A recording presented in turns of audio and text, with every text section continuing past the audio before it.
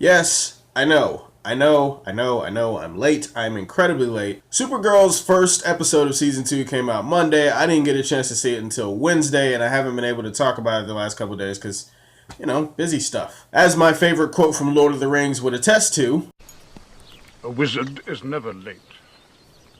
Nor is he early. He arrives precisely when he means to." although even Gandalf at this point would probably have to be looking at me like, "Dude, what the fuck? You are so late, fool of a took."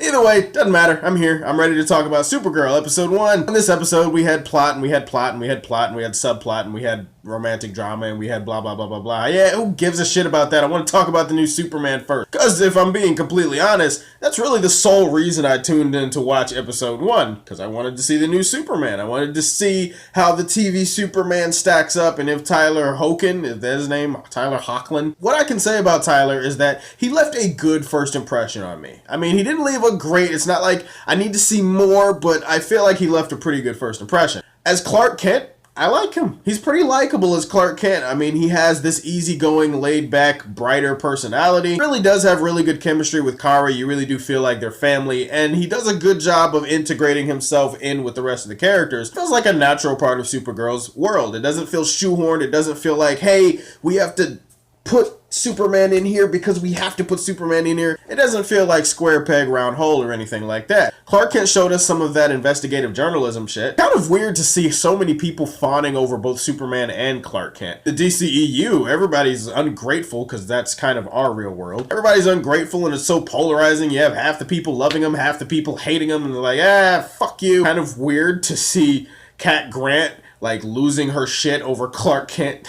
And you can definitely tell that Supergirl at times in this pilot feels a little overshadowed by her cousin. The fact of the matter is that she hasn't been Supergirl for that long, and this guy has been Superman for like 12 years or something like that. So he's had a lot more time to build rapport. Give it time, Kara. Give it time. As Superman, I will say that he was fine. He was okay. I can't really put my finger on it, but there was just something different about him when he was Superman. I don't know if he really captured that commanding presence of Superman. If he felt like, one of the most dominant heroes on Earth. I don't know, maybe it's the fact that physically he's not that imposing. Seriously, I don't care what anybody says. I still cannot get over the fact that Jimmy Olsen is taller and more of a beefcake than Superman in this universe. But this is 2016, and that's the world that we live in, folks. As Superman, I need to see more of him. It was really cool to see him and Supergirl teaming up during the episode. I will say that moving the show to the CW hasn't really affected the special effects that much. It's like they took turns saving the day. I thought that was pretty cool. Outside of that, we got a lot of what felt like subplots going on throughout the show. The main plot is that somebody is trying to kill Lena Luthor. We find out at the end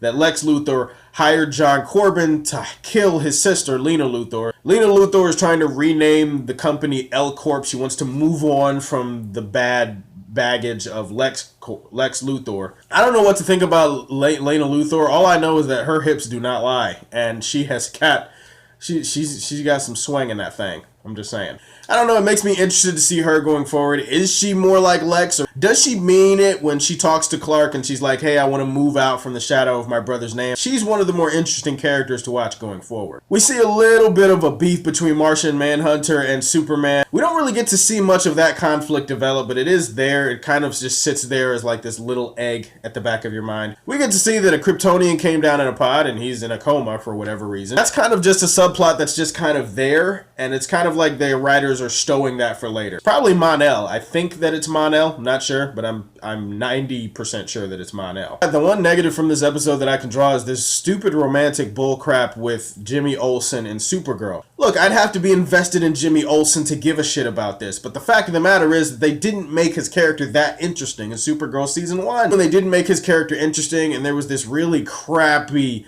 superhero love triangle they had going on there. Then in this season, it's kind of like he wants to be with Kara, and Kara's just kind of like, yeah, I'm just gonna friend zone that shit. Jimmy Olsen is messed up about it, but it's like, I don't really care about this. It's just kind of weird and shoehorned into the show, and I'm just not that invested in Jimmy Olsen as a character. We also see Kara going through some kind of existential crisis where she's trying to figure out how to balance her life as Supergirl and, Kara Danvers or whatever, and she's trying to figure out which direction she wants to go. Yeah, she's having one of those crisis of conscience moments. I mean, Barry Allen goes through this shit at least 3 or 4 episodes a year. Let me scratch that. Pretty much every 3 to 4 episodes, Barry is dealing with some kind of problem that has to do with this. She's getting the Barry treatment. So, it's an interesting direction for her character to go. First year, like she said, was about her figuring out how to be Supergirl. Now this year is about her trying to figure out how to be Kara Danvers. Next year, it'll be about her trying to figure out how to be both of them or some stupid shit like that. Either way, guys, this was a good start for me. This is a pretty solid start for the Supergirl season to get off to. Tyler did a good job as Clark Kent. As Superman, he did fine. I want to see more of him. He had some cool action bits. I don't know if he captured that commanding, authoritative presence, that leader of men quality that Superman has. I don't know if he's that imposing physically. He still doesn't look that physically imposing. By the way, one quick side note, the amount of cheese in this episode, oh my god. Seriously, there was some dialogue and there were some very, very corny bits that just, it was pure cheese. Pure cheese. I mean, you had Gouda, Swiss, provolone, there was just way too much cheese going on in this episode. It's like putting Parmesan cheese on top of melted Swiss on a grilled cheese sandwich. It got to be a little bit too much. Those are my thoughts on Supergirl Season 2, Episode 1. Let me know what you guys think about the new Superman. Let me know what you think about the episode in general. Yeah, it looks like we got Metallo coming next week.